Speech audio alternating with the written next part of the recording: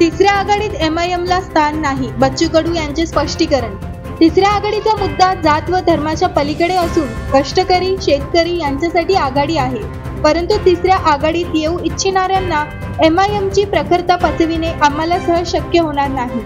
त्यामुळे आगामी विधानसभा निवडणुकीत तिसऱ्या आघाडीत MIMला स्थान दिले जाणार नसल्याचे प्रहार संघटनेचे नेते आमदार बच्चू कडू यांनी स्पष्ट केले।